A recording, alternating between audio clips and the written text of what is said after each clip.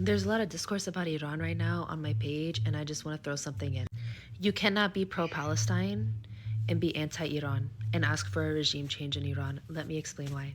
It's the only government that was actually there to support, materially support, the revolutionary people of Palestine.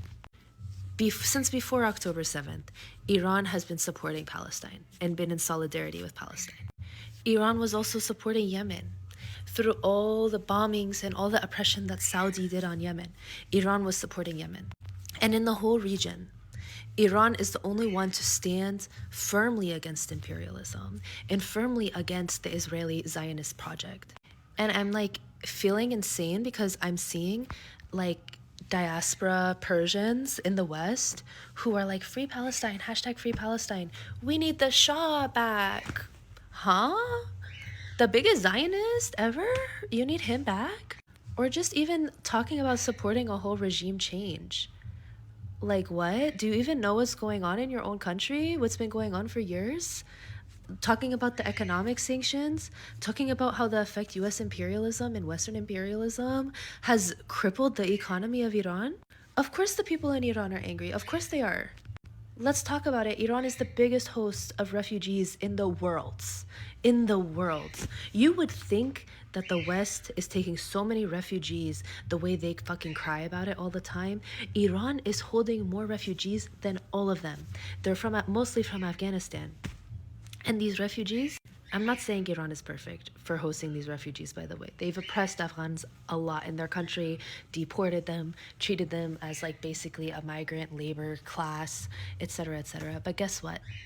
In Afghanistan, women cannot get an education. Women cannot go and work high-paying jobs. Guess what Iran has? One of the highest literacy rates for women in the world, some of the most educated women in the world. And that has tripled, by the way, since the Shah was in power. When the Shah was in power, look it up. Literacy rate for women was like at 30%.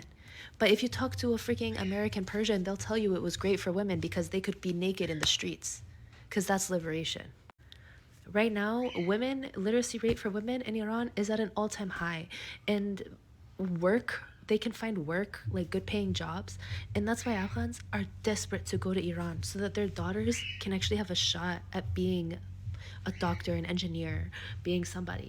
Of course, Iranians in Iran have a right to be angry because the price of bread is high, because their money is damn near worthless. But that's not the fault of the government. That's the fault of the entire Western project, the Zionist project that's trying to take Iran down from the inside. And it's been proven time and time again that Mossad is involved in these riots, in these protests.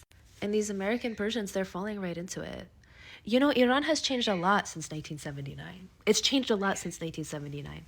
And a lot of these accounts, like the biggest ones that are talking about it, these are people, they don't have any, like, I'm sorry, you guys don't seem to have any cultural connection to your Iranian heritage at all. You guys seem to have a lot of weird internalized Islamophobia that you need to unpack as well.